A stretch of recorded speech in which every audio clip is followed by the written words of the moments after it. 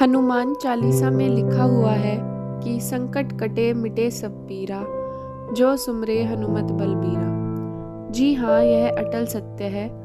हनुमान जी को उनके भक्त कई नामों से पुकारते हैं। हनुमान जी के हर नाम के पीछे एक रहस्य के साथ साथ एक अनूठी कथा भी है। आज हम आपको हनुमान जी के उन 12 नामों के बारे में बताएंगे। हनुमान। एक बार जब हनुमान जी बाल अवस्था में सूर्य देव को फल समझकर खाने के लिए उनकी तरफ बढ़ने लगे, तब इंद्रदेव ने हनुमान जी को रोकने के लिए अपने वज्र से उन पर प्रहार किया था, जिसके बाद व्रज के प्रहार से उनकी ठुड्डी टेढ़ी हो गई थी। ठुड्डी को हनु कहा जाता है, तभी से उनका नाम हनुमान पड़ गया। अंजनी सुत।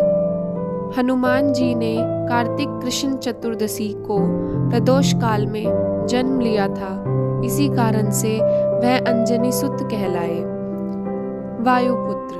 बजरंगबली का जन्म वायुदेव के आशीर्वाद से हुआ था और पवन देव उनके मानस पुत्र भी हैं। इसलिए हनुमान जी का एक नाम वायुपुत्र या पवन पुत्र भी है। महाबल।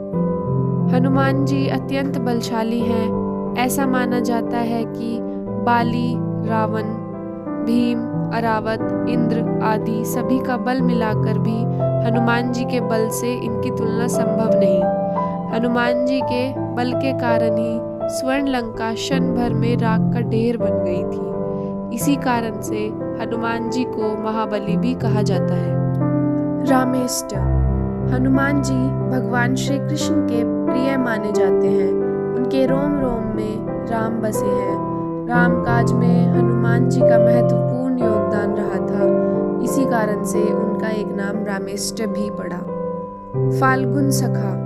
हनुमान जी को अर्जुन का मित्र माना जाता है। इसके पीछे का तर्क यह है कि फाल्गुन का अर्थ होता है अर्जुन और सखा का अर्थ होता है मित्र, यानी कि वो अर्जुन के मित्र हैं। इसके अलावा महाभारत और भगवत गीता दोनों ग्रंथों में इस बात का उल्लेख मिलता है कि हनुमान जी ने महाभारत युद्ध के दौरान अर्जुन के रथ पर स्थापित होकर उनकी रक्षा की थी।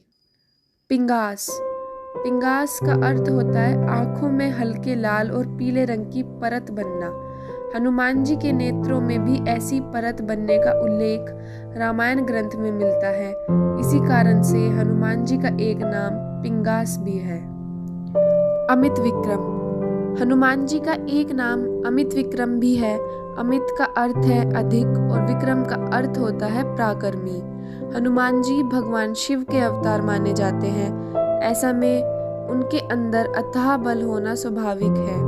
हनुमान जी ने अपने बल से ऐसे अचंभित कर देने वाले कार्य किए हैं जो देवताओं के बल के भी बाहर है। उद्धिक्रमण। उद्धिक्रमण का मतलब होता है समुद्र को लांघने वाला।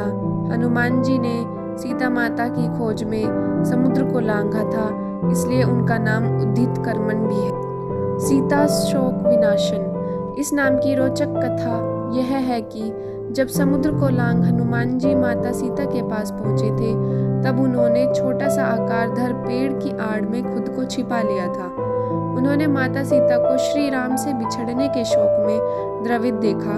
जब माता सीता के समीप कोई भी रावण के राक्षसों में से नहीं था, तब समय का लाभ उठाते हुए उन्होंने माता सीता को अपना परिचय देते हुए खुद को राम का दूत बताया, जिसके बाद माता सीता का सारा शोक दूर हो गया। इसी वजह से हनुमान जी सीता शोक विनाशन कहलाए।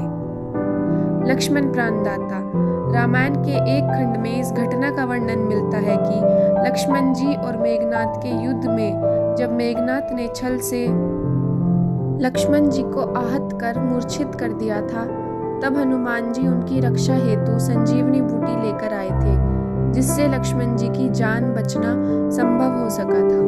इसलिए हनुमान जी को लक्ष्मण प्राणदाता के नाम से भी जाना जाता है। 10 ग्रीव दर्पाहा। 10 ग्रीव का मतलब होता है रावण और दर्पाहा का अर्थ होता है घमंड तोड़ने वाला। ये तो समूचा जगत जानता है कि महाबली हनुमान ने किस प्रकार अनेकों बार रावण का अहंकार चूर चूर किया था। इसी कारण से उनका एक नाम 10 ग्रीव दर्पाहा पड़ा।